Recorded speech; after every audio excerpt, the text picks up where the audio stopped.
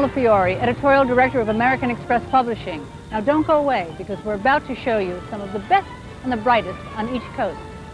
We'll check into great hotels with spectacular suites, phenomenal spas, and service that is absolutely sublime.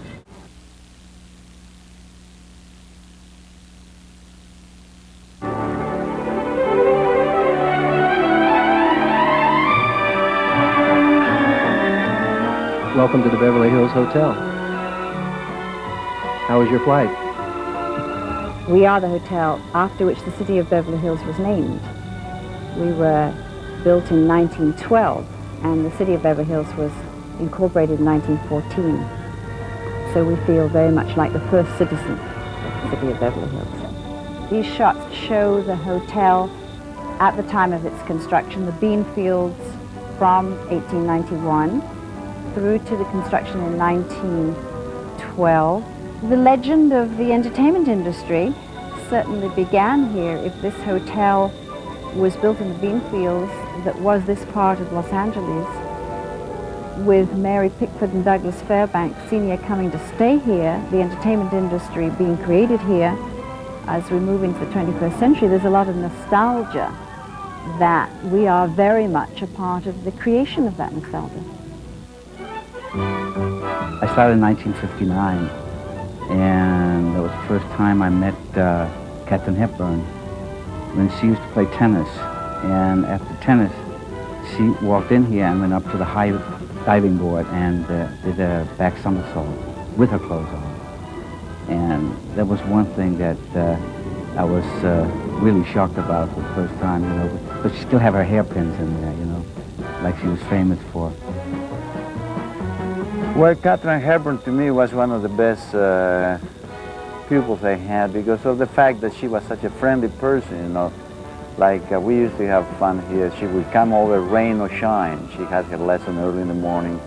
And many times it was raining. And I remember she would come in and say, "Okay, Alex, let's get some towels. Let's dry the court, let's play. I want to play."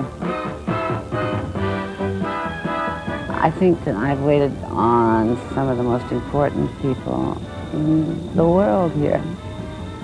I think one that really stands out was Charles Lindbergh years ago. Didn't know who he was, but I looked at the face and I thought, gee, I really ought to know who this is. I couldn't wait till he signed the check, and it was Charles Lindbergh. We're in the very exciting pre-planning stages of our 100th birthday, and that's going to happen in. But we know that there's a lot of history and memorabilia about the hotel, so we have sent out a letter and a call to our valued past guests, asking them for anecdotes or memorabilia. And we have received some wonderful souvenirs. And one of them that we have here is a watch that Jackie Cooper has loaned to us, which he was given in 1931 on his first visit to the Polo Lounge. We have a guest informant book from 1945. We also have received a menu from 1953, which has some wonderful prices, as you can imagine. There's probably like a 1,000% price increase from those days. And a little book of matches. It says perfectly simple parking at the new front entrance, which was certainly in the 30s. There is a picture there of Jackie Cooper with Johnny Weissmuller and the tennis pro of the day, Carl Svensson. We also have here a picture of Princess Margaret, who is a guest of the hotel. And we have another picture of Jean Harlow, who is on the tennis courts with pro Carl Svensson. When Princess Grace came down with her children, we used to have a sandbox and for children to play in. And she came down here and spent the afternoon with her children that time and played in the sandbox. Marilyn Monroe, I didn't meet her, I just passed her in the hallway upstairs. She was running into to the front desk. She was at 7 o'clock in the morning. She was late.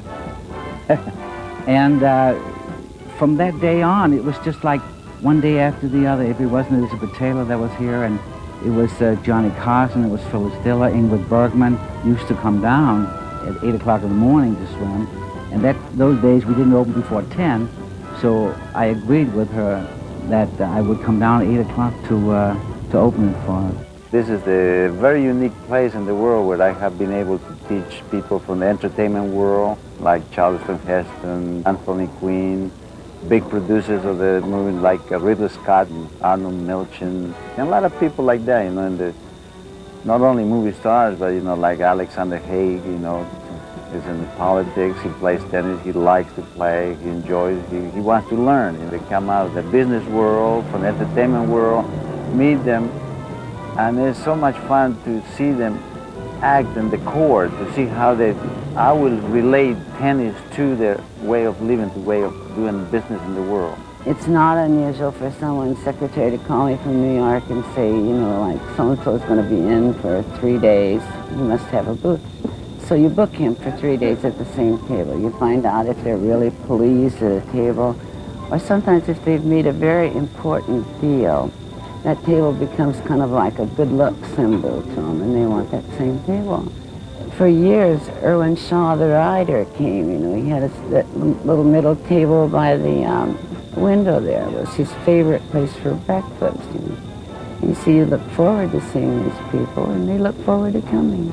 Those are the good memories you have, and wonderful memories about all the great people you met through your years, you know. And it's nice to think back. We have to go forward now, I realize that, but to talk about it is almost like it was yesterday.